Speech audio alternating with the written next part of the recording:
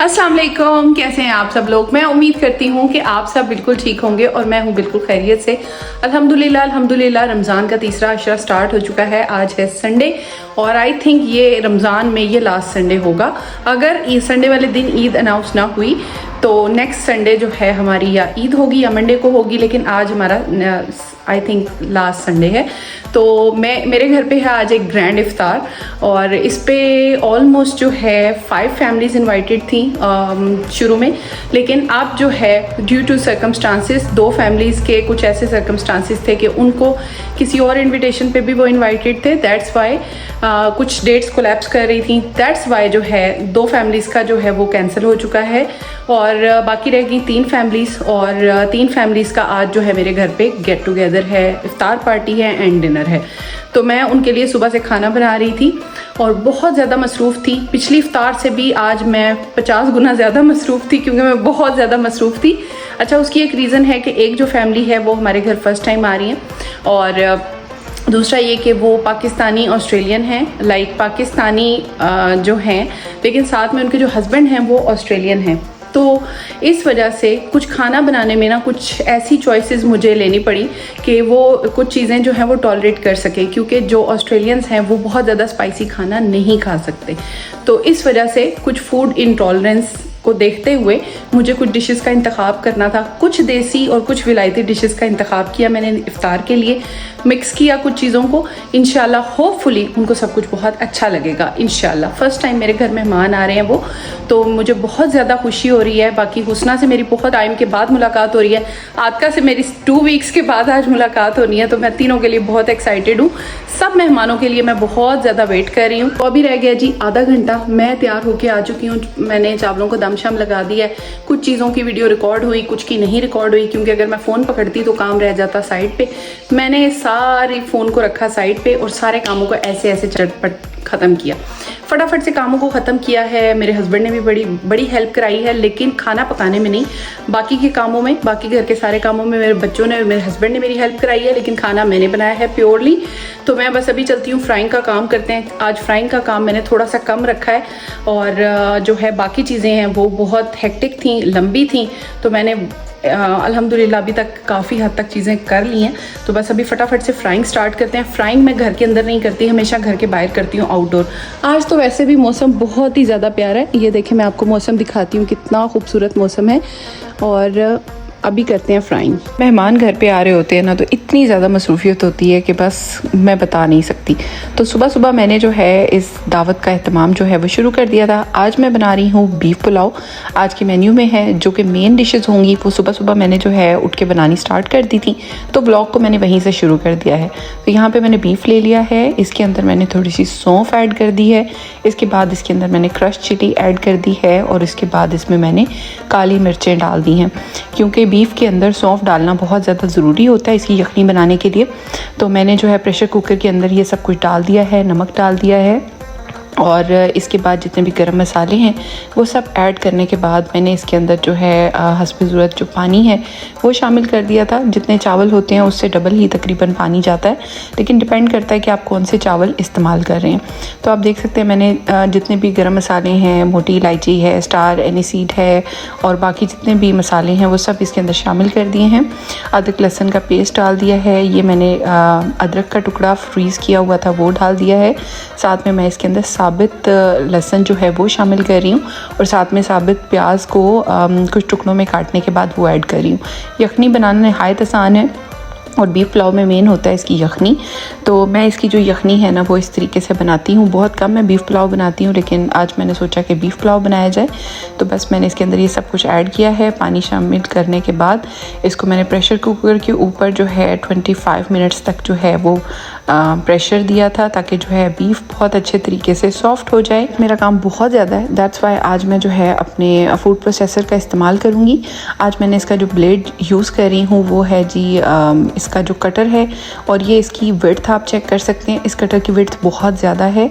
इसको स्पेसिफिकल रीज़न की वजह से यूज़ किया जाता है जब आपने क्यूबिकल शेप में कोई चीज़ काटनी हो तब। तो मैं आज इसमें 2 ब्लेड्स को एक साथ यूज़ करूँगी, जिससे जो है मेरे आलू की कटिंग जो है बहुत ज़्यादा अच्छी क्यूबिकल शेप में आएगी। तो यहाँ पे देख सकते हैं मैंने इसके अंदर जो है वो आलू डाल के चेक कर लिया था कि इसमें पूरा आ जाएगा या नहीं। यहाँ पे हमने इसका दूसरा ब्लेड जो हमारा चिप्स कटर है वो हमने ऐड कर दिया है और ये देखें इसके ऊपर इसका प्रेशर होता है। इसको ज़ोर से जब प्रेस करते हैं तो चिप्स स्टाइल में ये नीचे कट के जाता है और वहाँ पे ब्लेड की मदद से ये और अच्छे फाइन पीसेस में कट जाता है। मुझे आलू कुछ ज़्यादा क्वांटिटी में कट करने थे और मुझे बहुत सारी और भी चीज़ें कट करवानी थी, चॉप करवानी थी। दैट्स वाई मैंने इस मशीन को इस्तेमाल किया। मेरा ख्याल भी यही है कि जब आपके पास कोई सहूलत मौजूद हो तो उसको इस्तेमाल कर लेना चाहिए। और बस इस तरह से मैंने इसको क्यूबिकल शेप में कट कर लिया था और उसके बाद मैंने पानी के अंदर इसको डाल दिया था उबलने के लिए। इसके बाद मैंने फ्रूट प्रोसेसर का दूसरा ब्लेड यूज़ किया है जिसके अंदर स्लाइसर की जो शेप है वो स्मॉल है। ये जो शेप है वो यूज़ होती है थिनली स्लाइसिंग के लिए और ये मैं यूज़ कर रही हूँ अपने अनियंस के लिए। मुझे आज बहुत सारे अनियंस चाहिए पकौड़ों के लिए, खाने के लिए, इसके अलावा पुलाव के लिए और बहुत सारी जो भी चीज़ें मैं बना रही हूँ उन सब के लिए। मैंने इस स्लाइसर की मदद से इस अनियन को बहुत ही फास्ट और 1 मिनट के अंदर ये सारे अनियंस जो थे वो मैंने बहुत अच्छे तरीके से कट कर लिए थे और ये बिल्कुल एक ही शेप के कटते हैं और बहुत अच्छे एकदम से कट जाते हैं। तो यहाँ पे मैंने इन सब को काट लिया है और अब मैं आपको दिखाती हूँ कि इनकी कितनी फ़ाइन शेप आई थी। और ये देखें स्लाइसर जब मैंने हटाया, इस स्लाइसर में भी 2 किस्म के ब्लेड्स हैं, इनमें से एक मैंने यूज़ किया है और ये देखें कितना फ़ाइन और थिनली ये जो है वो कट चुका है। इसके बाद अब हम शुरू करते हैं दूसरी डिश बनाना। यहाँ पे मैंने जो है अपना पैन ले लिया है, इसके अंदर मैंने ये अनियंस ले लिए हैं। दूसरी तरफ मैंने जो है इन्हीं अनियंस को यूज़ किया है, इनमें से कुछ अनियंस को और साथ में पकौड़ों का सामान काट लिया है। तीसरी तरफ मैं जो है कुछ अनियंस को जो है वो डीप फ्रायर में फ्राई कर रही हूँ और यहाँ पे इनको फ्राई करने के बाद मैं यहाँ पे एक डिफरेंट टाइप की कढ़ाई बना रही हूँ जिसके अंदर मुझे हल्के से प्याज जो थे वो सौटे करने थे और वो मैं उनको थोड़ा सा फ्राई कर रही हूँ। और यहाँ पे जो है चिकन को मैं लगा रही हूँ डीप कट्स, क्योंकि अगर चिकन को अच्छे से कट्स ना लगे हुए हों तो मसाला जो है वो बोटी के अंदर बहुत अच्छे तरीके से नहीं जाता। तो मैंने इनको कट्स लगा लिया। उसके बाद अनियंस को ब्राउन करने के बाद थोड़ा सा मैंने इसके अंदर चिकन ऐड कर दिया। आप चिकन को करेंगे बहुत अच्छे तरीके से फ्राई ताकि इसका कलर चेंज हो जाए। और दूसरी जानिब अब हम इस चॉपर के अंदर जो है चॉपिंग ब्लेड लगा लेंगे। अब हम इसमें कटर्स यूज़ नहीं करेंगे बल्कि एक चॉपिंग ब्लेड इस्तेमाल करेंगे और जो हमारे टमाटर हैं वो हम अच्छे तरीके से इसके अंदर ब्लेंड कर लेंगे और बहुत अच्छे तरीके से ये जो है इसकी प्यूरी सी बन जाएगी। तो यहाँ पे मैंने फ्रोज़न टमाटो हैं वो लिए थे, उनको थोड़ी देर पानी में भिगो के रखा था और उसके बाद इनको इस तरह से इसमें चॉप कर लिया था। दूसरी साइड पर अब हम लोग इस कढ़ाई के अंदर थोड़ा सा नमक ऐड कर दिया है, साथ में मैंने इसके अंदर थोड़ी सी हल्दी ऐड कर दी है। इसके अलावा इसके अंदर कोई भी मसाला इस पॉइंट पे नहीं जाएगा। ये बहुत मज़े की एक कढ़ाई तैयार होती है और बस इसको मैंने इस तरीके से इसके साथ ही फ्राई करना है। और थोड़ा सा जब ये फ्राई हो जाएगा तो हम इसके अंदर डालेंगे अदरक लहसुन का पेस्ट, उसको थोड़ा सा भूनेंगे और उसके बाद हम इसके अंदर जो टमाटर हैं वो ऐड कर सकते हैं। आप चाहें तो इसमें साबुत टमाटर भी डाल सकते हैं, लेकिन मैंने इसके अंदर प्यूरी डाली थी ताकि बहुत अच्छे तरीके से इसके अंदर भुना जाए। तो बस ये शामिल करने के बाद थोड़ी सी हरी मिर्चें मैंने इसके अंदर ऐड कर दी हैं और इसे ढक के पकने के लिए रख दिया है। अब हम बीफ पुलाव का सामान जो है वो रेडी करेंगे। यहाँ पे मैंने वो जो अनियंस चॉप किए थे उनमें से कुछ अनियंस ले लिए हैं, ऑयल शामिल कर दिया है और इसी के अंदर अब इसको बहुत अच्छे तरीके से मैं करूँगी फ्राई। अनियंस का जब कलर थोड़ा सा चेंज हो जाएगा तो फिर हम इसके अंदर डाल देंगे अपना उबला हुआ जो बीफ है वो और यखनी को अलग कर लेंगे। इसके बाद मैंने टमाटर के साथ थोड़ी सी हरी मिर्चें पीस ली थी, वो अब इसके अंदर ऐड कर दूँगी और उसके बाद इसको बहुत अच्छे तरीके से हम भूनेंगे। इसमें मैंने पंजाबी यखनी पुलाव का मसाला इस्तेमाल किया। ये मसाला मैंने फ़र्स्ट टाइम यूज़ किया, इससे पहले मैंने इसको इस्तेमाल नहीं किया हुआ। इसके बाद मैंने इसको बहुत अच्छे तरीके से भूना था और जो मैंने यखनी बनाई थी वो मैंने इसके अंदर ऐड कर दी थी। यखनी आप उतनी डाल सकते हैं कि जितने आपके पास चावल हैं और आप जो भी चावल यूज़ करें उसके अकॉर्डिंग आप इसके अंदर यखनी ऐड कर सकते हैं। एक दूसरी तरफ मैं अब आपको वो वाले काम दिखाती हूँ जो कि हम लोग अक्सर नहीं दिखाते, कि जब आप दावत बनाते हैं तो आपके कितने सारे काम होते हैं जो आपने करने होते हैं। तो ये मेरा लास्ट वीक मैंने एक दावत की थी संडे को, तो वहाँ तब मैंने ये ऑयल डाला था और आज आज देखें ये ऑयल की हालत बहुत हो चुकी है ख़राब, इसको मैंने वेस्ट कर दिया है। दूसरी साइड पे मैं साथ साथ बना रही हूँ चाट, और ये देखें मैंने इसके अंदर आलू वगैरह भी ऐड कर दिए हैं, प्याज टमाटर चने और आलू ऐड कर दिए हैं। अब मैं इसे शिफ्ट कर रही हूँ दूसरे बाउल के अंदर, और इसको मैंने जो है इसकी एक बेस जो है वो रेडी करके रख दी है। शाम को हम इसके अंदर जो है बाकी चीज़ें ऐड करेंगे। यहाँ पे मैं चेक कर रही थी चिकन कढ़ाई किस पोजीशन पे पहुँच चुकी है, और अभी जो है टमाटर वगैरह इसके अंदर भुने जा चुके हैं कि नहीं। यहाँ पे टमाटर जो है उनका पानी खुश्क हो चुका है। मैंने इसके अंदर काली मिर्चें ऐड कर दी, काली मिर्च की कढ़ाई कहलाती है। और इसके अंदर ज़ीरा, भुना हुआ ज़ीरा जो कुटा हुआ है वो मैंने ऐड कर दिया, और इसके बाद मैंने इसके अंदर साबुत जो धनिया है वो ऐड कर दिया था। तो ये 3 चीज़ें बस एंड पे मैंने ऐड की थी, और थोड़ा सा दही जो फेंट के मैंने रखा हुआ था 1 प्याली के बराबर, वो मैंने इसके अंदर ऐड किया है। थोड़ी सी हरी मिर्चें ऐड की हैं। इसके अंदर सुर्ख मिर्च बिल्कुल भी नहीं जाएगी, और सारा जायका काली मिर्च और सब्ज़ मिर्च से ही आएगा। तो बस इसके अंदर आखिर में कसूरी मेथी डालने के बाद मैंने बहुत अच्छे तरीके से इसकी भुनाई की है। तब तक भुनाई करनी है जब तक ऑयल जो है वो सेपरेट नहीं हो जाता, और इस तरह से मैंने इसको रेडी करके साइड पे कर दिया था। और अब ये है जी मेरे किचन की लुक। मैंने जो खाना बनाया, अब मैं आपको दिखाती हूँ रियलिटी चेक्स कि जब हम लोग इतना खाना बना रहे होते हैं तो हमारा किचन कितना गंदा हो चुका होता है। तो मैं अब अपनी मशीन को अच्छे तरीके से साफ़ करी हूँ वाइप की मदद से। अच्छे तरीके से मैंने इसको वाइप डाउन किया है, और अब इसे मैंने संभाल दिया है। तो आप शेल्फ्स को देख सकते हैं। उसके अलावा स्प्लैश बैग इसको बोलते हैं, स्प्लैश बैग भी बहुत गंदा हो चुका था। और मैं इसी तरह से जब भी काम कर रही होती हूँ, दावत भी कर रही होती हूँ, तो मेरी आदत है कि जैसे ही मेरा किचन फ्री होता है मैं उसी टाइम उसको जो है फुल्ली तौर पर क्लीन करती हूँ। अदरवाइज़ मैं बाकी चीज़ें नहीं कर सकती। तो अभी जो है सुबह सुबह का टाइम था, मैंने ये सारी चीज़ें जो थी वो कंप्लीट ऑलमोस्ट कर ली थी। बाकी चीज़ें हम शाम में करेंगे। तो इस टाइम पे मैं किचन को कर रही हूँ साफ़। तो मैंने डिसइंफेक्टेंट स्प्रे ले लिया है। वैसे तो मैं ये स्प्रे घर पे बनाया करती हूँ, लेकिन कभी कभी स्टोर बॉर्ड भी मेरे पास पड़ा हुआ होता है तो मैं वो यूज़ करती हूँ। जितने भी बर्तन थे छोटे मोटे वो मैंने जो है डिशवॉशर में लोड किए थे। उसके बाद मैंने एक टैबलेट इसके अंदर डाली, और मैंने इसके अंदर रिंस ऐड करने की बजाय इसमें मैंने सिरका ऐड कर दिया था। इससे उसका फ़ायदा ये है कि इसमें से बर्तनों में से अच्छी सी महक आती है, और इसकी शाइन बहुत ज़्यादा अच्छी आती है। 70 डिग्रीज़ के अंदर मैंने इन सारे बर्तनों को वॉश किया था। उसके बाद मैंने ले लिए अपने क्लीनिंग टूल्स। ये टोटल क्लीनिंग टूल्स है मेरे पास। इसमें मोस्ट इंपॉर्टेंट है ये ब्रश, और दूसरा मोस्ट इंपॉर्टेंट है ये ग्लव्स जो कि मैं बहुत कम इस्तेमाल करती हूँ। और तीसरी चीज़ है ये स्टील वूल का जो स्पॉन्ज है मेरे पास, इसको मैं यूज़ करती हूँ जब भी मैंने इस तरह से मांजना होता है चीज़ों को। और ये वाली चीज़ें अक्सर हम लोग कम ही दिखाया करते हैं, क्योंकि एक ब्लॉग में आप हर चीज़ तो नहीं दिखा सकते, लेकिन जब आप दावत कर रहे होते हैं तो रियलिस्टिकली ये सारी चीज़ें भी साथ साथ हो रही होती हैं। मेरे किचन में हर वक्त जो है जब भी दावत होती है तो ये सारे काम हो रहे होते हैं, बर्तन भी धुल रहे होते हैं, और साथ साथ मेरे जो है हाथ के हाथ ये सारे काम हो रहे होते हैं। यहाँ पे जितने भी बर्तन मैंने इस्तेमाल किए थे वो सारे बर्तन मैंने इकट्ठे कर लिए थे। इसके बाद बहुत अच्छे तरीके से ग्लव्स लगाने के बाद मैंने इनको क्रीम क्लेंज़र के साथ और एक डिश डिटर्जेंट के साथ बहुत अच्छे तरीके से मांज लिया था। और इसके लिए स्पेशल आपको टाइम चाहिए होता है बर्तनों को मांजने के लिए। मेरे पास जो है जब भी मैं खाना बना लेती हूँ तो उसके बाद मेरी कोशिश होती है कि मैं फ़ौरन से पहले इन बर्तनों को मांज दूँ। तो ये जी डीप फ्रायर का काम मैं आपको दिखा देती हूँ। इसका काम होता है बहुत मुश्किल। जब इसको वॉश करने की बारी आती है ना तो बस जान निकल जाती है। ये इतना मुश्किल होता है इसका ऑयल क्लीन करना। तो यहाँ पे ड्राइंग मैट मैंने बिछा दिए। सारे लचकते हुए बर्तन और पांडे मैंने इकट्ठे कर लिए और इसके ऊपर डालती जा रही हूँ। दूसरी तरफ अब हमने जो है अपने चूल्हे को बहुत अच्छे तरीके से करना है क्लीन, क्योंकि मेरी एक बहुत बुरी आदत है, वो ये है कि जब भी मैं खाना बनाती हूँ कि मेरी आदत ये है कि एक भी क्रम अगर चूल्हे पे के ऊपर होता है तो मुझे बहुत अजीब फील होता है और मेरा दिल करता है कि मैं उसी टाइम उस चूल्हे को नीट एंड क्लीन करूँ, क्योंकि मुझे गंदे चूल्हे पे दोबारा खाना बनाने का मेरा दिल नहीं करता। आई डोंट नो कितने लोगों का इस तरह से दिल करता है, लेकिन मेरे साथ कुछ ऐसा ही प्रॉब्लम है कि मैं हमेशा अपने चूल्हे को सुबह या शाम ज़रूर क्लीन करती हूँ, चाहे दिन में 10 या 15 बार ही क्यों ना करना पड़े, तो मैं इसको क्लीन करती हूँ। आज तो कुछ ज़्यादा ही मैंने इसको क्लीन कर लिया, क्योंकि अब पिछली दावत भी गुजर गई है और ये दूसरी इफ्तार मैंने बनाई है। तो मुझे लग रहा है कि बहुत ज़्यादा हो चुका है चूल्हे के साथ काम, अब इसे डीप क्लीनिंग की ज़रूरत है। तो मैं इसको क्लेंजर के साथ साफ़ करी हूँ। आप देख सकते हैं कि मैंने 3-4 किस्म के तो सिर्फ कपड़े रखे हुए हैं जिसके साथ मैं चूल्हे को साफ़ करती हूँ ब्रश की मदद से। 2-3 तरह के जो हैं कपड़े होते हैं, जिसमें एक जो है वो डिस्पोजेबल क्लॉथ होता है, दूसरा जो है वो मेरे पास माइक्रोफाइबर क्लॉथ होता है। माइक्रोफाइबर क्लॉथ बहुत ज़्यादा अच्छा होता है, इसको मैं ड्राई ही रखती हूँ, वेट नहीं करती।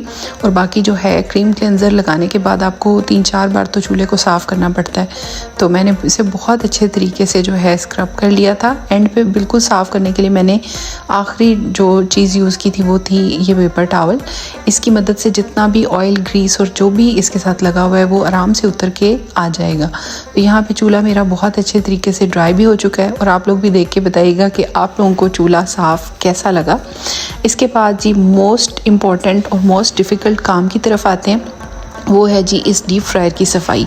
ये सफाई इतनी मुश्किल है, मैं पहले भी आपको यही बता रही थी कि इसको साफ़ करते करते कई बार मेरा हाथ कट चुका है, इसीलिए मैं इसको बहुत ज़्यादा इस्तेमाल नहीं करती। सिवाय रमज़ान के मैं इसको बिल्कुल भी ऑन नहीं करती। पूरा साल मेरे घर में डीप फ्रायर यूज़ नहीं होता, पर रमज़ान में मैं इसको ज़रूर ऑन करती हूँ। सहूलत तो बहुत ज़्यादा है, पर जिन लोगों को इस तरह से नीट रखने की आदत होती है उनके लिए बहुत मुश्किल है, उनको हर वक्त इसको साफ़ करना पड़ता है और इससे हाथ बहुत ज़्यादा कटता है, क्योंकि इसमें जो भी मेटल यूज़ हुआ है उसके किनारे हैं बहुत ज़्यादा और उसकी वजह से हाथ कई बार जो है आपका कट जाता है। और मेरी आदत है कि मैं एक बार अगर ग्लव से बर्तन धो रही होती हूँ तो दूसरी बार मैं उतार के भी ज़रूर धोती हूँ, ताकि फुल प्रेशर से मैं बर्तनों को मांज सकूँ और अच्छे तरीके से धो सकूँ। यहाँ पे मैंने इसको भिगो के रख दिया, मेरी तसल्ली नहीं हो रही थी। तो अब जो है ये बर्तन हमारे चमक चुके हैं, इनको मैंने साफ़ कर दिया।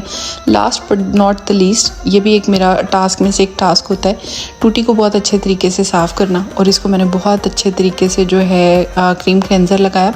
इसके बाद डिस्पोजेबल क्लॉथ के साथ इसको साफ़ किया और बस इसके बाद इस डिस्पोजेबल क्लॉथ को भी हम डिस्पोज ऑफ कर देंगे। और यहाँ पे है जी मेरे किचन की ये लुक। और मज़े की बात आपको बताती हूँ कि आज मेरे घर में इफ्तार भी है।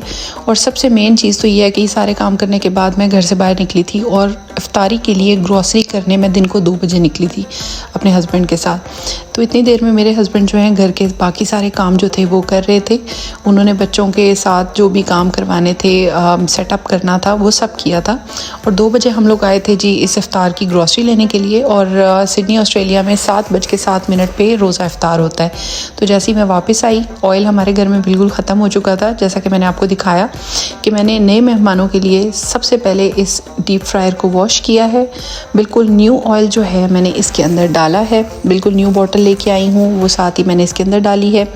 और अब जो है हम शुरू करेंगे इफ्तारी का काम, क्योंकि सुबह जो है मैंने अपना जो खाना है वो रेडी कर लिया था। तो अब मेरे ऊपर सिर्फ एक ज़िम्मेदारी है इफ्तारी बनाने की, तो अब मैं वो बनाऊंगी। तो आज मैंने कुछ ऐसी डिशेज़ इंतखाब की हैं जो थोड़ी सी आसान हैं। आसान इसलिए हैं कि उनमें जो है बहुत ज़्यादा ट्रेडिशनल पाकिस्तानी डिशेज़ ही नहीं है, थोड़ी सी फ्यूजन डिशेज़ हैं। तो यहाँ पे मैंने ले लिए हैं जी ये ब्रेडेड पैटीज़ और साथ में ये बंस मैं लेके आई थी। तो मैं बना रही हूँ चिकन बर्गर्स, लेकिन मेरी कोशिश होगी कि मैं इनको स्पाइसी बिल्कुल भी ना बनाऊँ। आप देख सकते हैं जितना मैंने इस किचन को साफ़ किया था उतना इस टाइम पे किचन बिखरा हुआ है।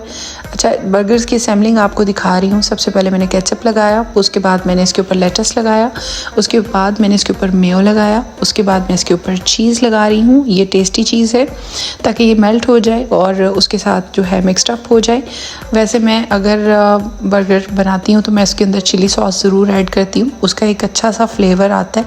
लेकिन आज मैंने इसको स्पाइसी ना बनाने का सोचा और बिल्कुल माइल्ड रखना था। दैट्स वाई मैं इसके अंदर कोई भी ऐसी स्पाइसी चीज़ ऐड नहीं करी, बिल्कुल इसको माइल्ड रखूँगी ताकि बच्चे ईज़िली इसको खा सकें। तो यहाँ पर मैंने इसके अंदर चीज़ भी लगा दी है, सब कुछ रेडी कर दिया। और ये क्रम्प्ड पैटी आप चेक कर सकते हैं, इट्स सो गुड। और ये इतनी क्रंची थी, जब मैंने इसे ऑयल में डाला था तो ये इतनी मज़े की क्रिस्पी क्रिस्पी तैयार हुई थी कि मैं आपको क्या बताऊं। इसके बाद मैंने इनको सबको जो है असेंबल कर दिया था। इस तरह 2-2 पैटीज़ मैं डालती जा रही हूँ, फ्राई करती जा रही हूँ और साथ साथ जो है मैं इनकी असेंबलिंग करती जा रही हूँ। तो यहाँ पर आप देख सकते हैं एंड पे जो है मैंने इसके अंदर ऐड की थी चिपोटले सॉस। चिपोटले सॉस जो होती है वो हल्की सी इसके अंदर जो है वो कायने पेपर होती है, हल्का सा उसके अंदर स्मोकी पेपरिका होता है, दैट्स वाई। और थोड़ी सी वो टेंगी होती है जिसकी वजह से बड़ा एक अच्छा सा फ्लेवर आता है। तो यहाँ पे ये मैंने ऐड करने के बाद बंस को जो है वो क्लोज़ कर दिया था। इसके बाद हम हल्का हल्का बटर लगाने के बाद इसको बेक कर सकते हैं या फिर इसको टोस्टर के अंदर टोस्ट भी कर सकते हैं इन बंस को। इस तरह से हमारे जो बंस हैं वो रेडी होते जा रहे हैं। और इसके बाद मैंने इनको प्लेट के अंदर जो है वो सर्व किया था। सर्विंग डिश के अंदर मैंने लेटस लगा दिए थे। तो मैंने सुबह से बहुत ज़्यादा काम कर लिया था, मुझे तो बहुत ज़्यादा भूख लग रही थी। इनको देखते ही मुझे लग रहा था कि अभी ही खाने चाहिए। तो मेरी फ्राइंग की चीज़ें काफ़ी ज़्यादा हैं, इस वजह से मैंने इनको ज़रा जल्दी फ्राई कर लिया था। इसके बाद देखिए मैंने इनको हाफ़ कट कर लिया है क्योंकि बर्गर का साइज़ बहुत बड़ा है और बहुत ज़्यादा ज़ाया होता है अगर एक बंदा इसको कम्प्लीटली नहीं खा सके। तो इस तरह से मैंने हाफ़ कट करने के बाद ये पूरी एक प्लेटर जो है बर्गर्स का वो रेडी कर दिया है। और अगर ये हवा में पड़े रहेंगे तो बहुत ज़्यादा ये वो हो जाएंगे, ड्राई हो जाएंगे।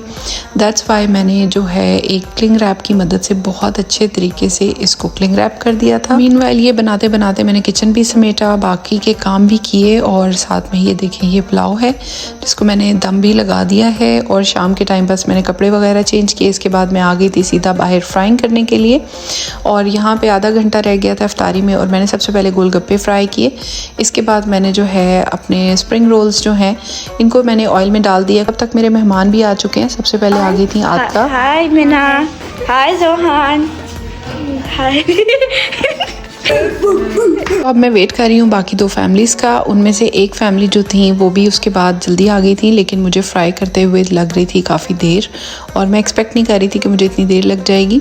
तो कुछ काम जो है वो मैंने आसिम के ज़िम्मे लगा दिया था। जैसा कि जूस डिपार्टमेंट उनके हवाले होता है एवरी इफ्तार एंड एवरी दावत में, तो जूस डिपार्टमेंट आसिम के हवाले करने के बाद और पकोड़ा डिपार्टमेंट मैंने आदका के हवाले किया। ये ज़बरदस्त किस्म की जो पेस्ट्रीज़ हैं ये आदका मेरे लिए लेके आई थी और ये जो मज़ेदार किस्म की मिठाई है ये हुस्ना मेरे लिए लेके आई थी। आज के व्लॉग में एक चीज़ बहुत अजीब हुई मेरे साथ कि मेरे पास फ़ोन बहुत ही कम रहा क्योंकि मैं बहुत मसरूफ़ थी। दैट्स वाई मुझे वीडियो बनाने का टाइम नहीं मिला और हुस्ना के साथ मैं वीडियो बिल्कुल भी नहीं बना सकी। और ये थी हमारी ब्लेस्ड किस्म की अल्हम्दुलिल्लाह छोटी सी इफ्तार। और इसमें जो है आपको मैं दिखाती हूँ कि क्या क्या है। इसमें गोलगप्पे हैं, दही बल्ले हैं, समोसा चाट है, उसके अलावा यहाँ पे मैंने गार्लिक ब्रेड बनाई है, पैटीज़ बनाई हैं, पकोड़े बनाए हैं, स्प्रिंग रोल बनाए हैं, 3 तरह की चटनियाँ हैं, फ्राइज़ हैं, बर्गर्स हैं और कुछ चीज़ें जो है साथ साथ आती जा रही हैं, गर्मा गर्म फ्राई होती जा रही हैं।